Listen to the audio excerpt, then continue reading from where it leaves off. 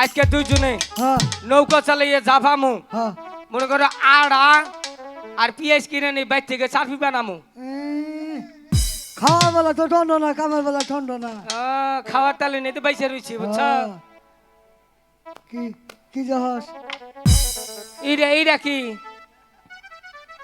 দেহ বুইরা শয়তানের তামসা দেহ এইটা কাঠটা ফিনছ এটা কিছু বললাম চিন্তা করছেন এটা নানি দে হ আমি হারাহারি করে পিন্দাই পড়ছি এই যে দেহ আরেকটা ফিনছে দেহ এই, এই, এই নামাই সে ফিন্দাবো আইসি নৌকা চালাবার নাকি হ্যাঁ এটা পাজু আমি ঘুরেছে দেখি দেহ সাইয়া দেহ এটা কি নাকি ভাই আর কেউ দেখে না কেন নানি দেখছে আসতেছে না না ও সময় কম বুঝছো হ্যাঁ ধরো আজকে খালি মনে করে যে কোন রম নৌকাটা বাইয়ে খালি আইগে যাইলি হইছে হ্যাঁ দামগা হ্যাঁ হ্যাঁ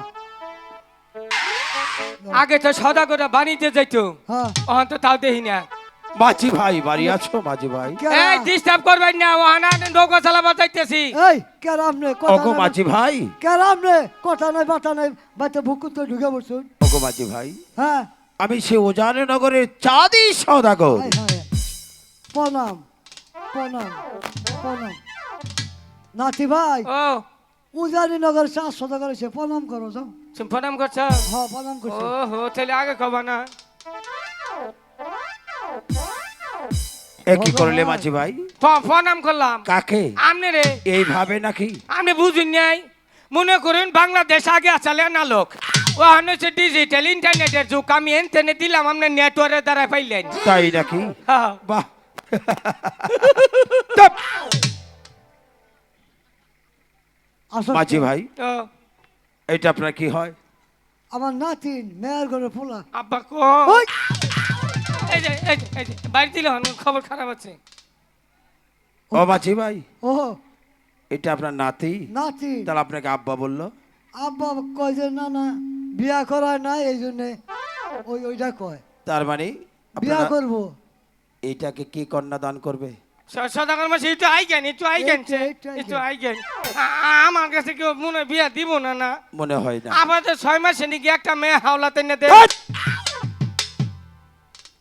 কন্যা কি হাওলাত দেয় নাকি টাকা পয়সা হাওলাত আগে কারো কারো কন্যা কখনো হাওলাত হয় না সদাগর মাসে আপনি দুইটা পাও ধরি আপাতত ও ভাই একটা হিজড়া বিয়া করাই দেন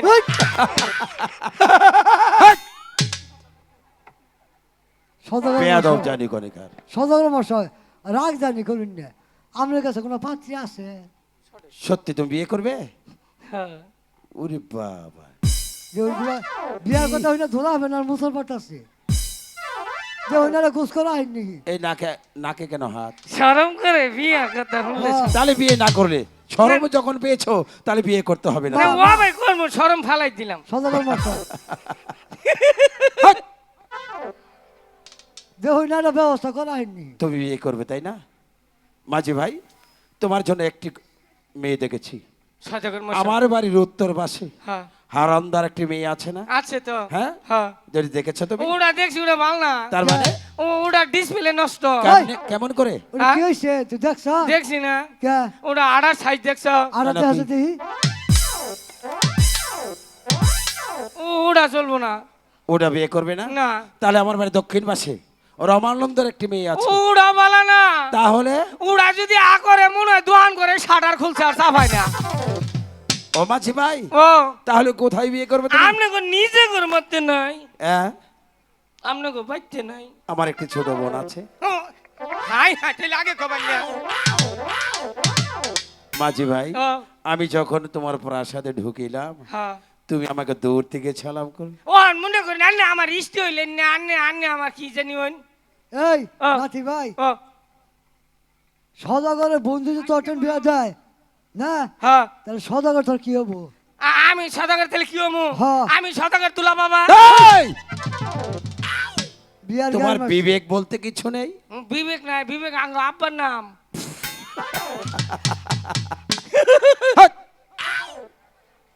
মাঝি ভাই হুম, আগে চলো চৌধুরীকা মতো করে নিয়ে আমি বানিশ করে ফিরে আসবো তবে তোমার বিয়ে শাদী করব তুমি আমার একটি কাজ করে দিতে পারবে পারবো পারবো। তাহলে আমার একটা 14 টাকা মধুঘর নিয়ে যেতে হবে 12 বছর জন্য বানিজ করতে। ঠিক তাহলে আছে। তুমি এক কাজ করো, গৃহদমে থেকে বিদায় নিয়ে এসো, আমি আমার সনেকার না কাছ না, থেকে বিদায় নিয়ে আসি। যেই সময় পাইছে বুঝছো, হ্যাঁ। 2-2.5 ঘন্টা ঘর সংসার করে আবার কিন্তু বেজাল বাজাইও না শীতের মধ্যে হতে। আইয়ে তোর ঘর সংসার রে। ওগো ঠাকুর, তুমি আমাকে স্বপ্ন চোখে আদেশ করেছ আমার যে যেতে হবে 12 বছর জন্য বানিজ করিতে, তাই তো আমার সনেকার কাছ থেকে যেমনি ভাবে হোক না কেন আমি আমার বুকের মানিক 6টি সন্তান নেই, আমি এই মুহূর্তে বাণিজ্যের উদ্দেশ্যে রওনা দেব। সনেকা, সনেকা, ওগো সনেকা, আইতে সনেকা, তাহলে কি সনেকা প্রাসাদে নেই, নেই কি মায়ের মন্দিরে গিয়েছে? না না, সনেকা কোথায় গিয়েছে? না না, তাহলে কি সনেকা প্রাসাদে নেই? সনেকা, ওগো সনেকা, তুমি কোথায় গিয়েছিলে সনেকা? মায়ের মন্দিরে পুজো দিতে। ওগো সনেকা, বলুন স্বামী। তুমি মায়ের মন্দিরে পুজো দিতে গিয়েছিলে? হ্যাঁ গিয়েছি। ওগো সনেকা, বলুন। তুমি আমার 6টি সন্তানে বাণিজ্যের সাজে সাজিয়ে দিয়েছো। হ্যাঁ আমি এনেছি স্বামী। ওগো সনেকা, বলুন। তাহলে এবার ওদেরকে বিদায় করে দাও, আমি যে আমার বাণিজ্যের চিত্ত হয়ে আমি অতি শীঘ্রই বাণিজ্যে গ্রহণ করব। বাণিজ্যে যাবেন স্বামী? হ্যাঁ সনেকা। আমায় একা রেখে সনেকা, আমি কেমন করে ঘরে থাকবো এ স্বামী? কি বলছো সনেকা? আমি ঠিকই বলছি স্বামী। ওগো সনেকা, স্বামী সন্তান ছেড়ে দিয়ে আমি কেমন করে ঘরে থাকবো? ওগো সনেকা, বলুন স্বামী। তুমি না সতী সাবিত্রী, তুমি না তুমি আরে। স্বামীর মঙ্গল কামনা করো, সকাল সন্ধ্যা মায়ের মন্দিরে গিয়ে গোবিন্দ পূজা করো, তাহলে তুমি কেমন করে থাকবে তুমি জানো না? তোমার স্বামীর মঙ্গলের জন্য তোমাকে যে অল্প কিছু ক্ষণ ধৈর্য করে থাকতে হবে। ঠিক আছে স্বামী, আমি আপনাকে হাসি মুখে বিদায় দিচ্ছি। তবে বিদায় দিবার পূর্বে আমায় একটি বার আপনাকে প্রণাম করতে দেন স্বামী। ওগো সনিকা, হ্যাঁ স্বামী। ঠিক আছে, তুমি তোমার সতীত্ব প্রাণীর অবহরণ করো। ঠিক আছে, আপনি ওখানে দাঁড়ান, আমি আপনাকে একটিবার প্রণাম করে নিই।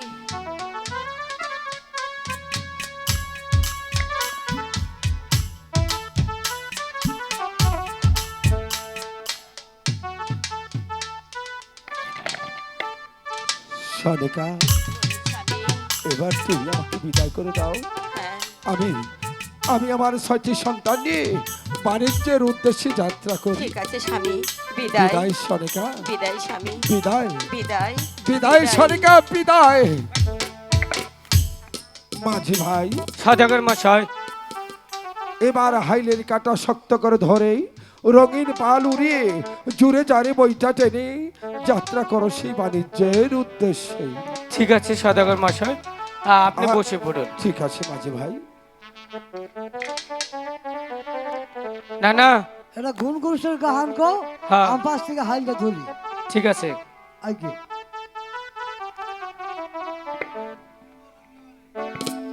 তুই বড় গিহিলা বাওয়াই রে, বাওয়াই কত জাদু জানো,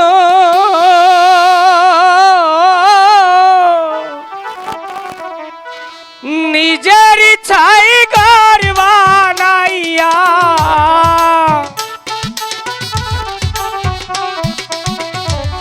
নিজের ছাই ঘর বানাইয়া দূরে বসে থাকো রে, তুই বড় গিলা বাওয়াই রে।